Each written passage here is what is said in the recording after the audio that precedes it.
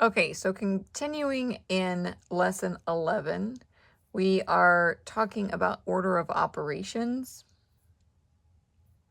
And we are going to just jump into an example. This is practice question A on page 53. This is 6 times 3 minus 4 times 5 times 6. So if you see right here, these numbers that are in parentheses, this is basically saying 4 times 5 times 6. So they didn't put the dots. They could have put dots because that's times.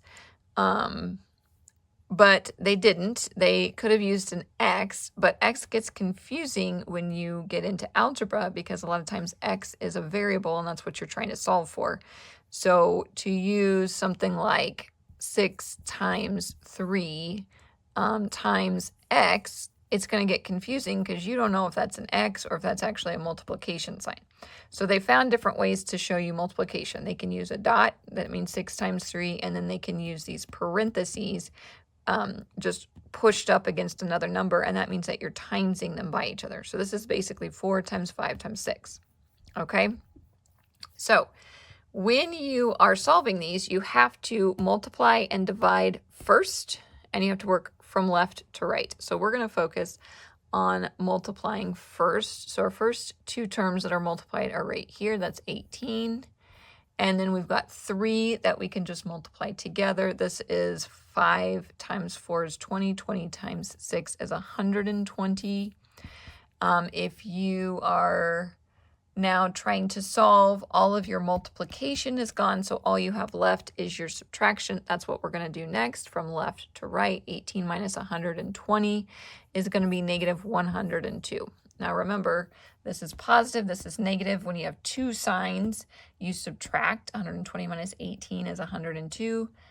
120 is the bigger number, and the sign in front of it is a negative or a minus sign, so that's why the answer is negative 102. Okay, so let's work through another question. This is question C, again on that page 53. 2 times 4 minus 3 times 2 minus 7 plus 5 times 2. If we are following our instructions over here, we do times and division first, so multiplication and division first. So to make it easier for me, sometimes I'll say, oh, there's a multiplication or there's a division. I'm going to kind of, sorry, let me write that a little bit clearer. I'm going to put that in parentheses so I know that I need to do that and focus. Oh, here's another pair that's being multiplied. And here's a pair that's being multiplied. So now I can kind of separate them out and see them a little bit clearer. So left to right, 2 times 4 is 8. And we've got to keep our minus sign there. 3 times 2 is 6 minus 7 plus 5 times 2 is 10. Okay, so we did all of the multiplication from left to right. There's no division. So now we're going to add or subtract from left to right. 8 minus 6 is 2. 2 minus 7 plus 10.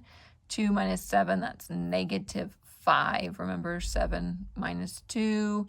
The negative sign is in front of the 7, the bigger number, so it's negative 5 plus 10.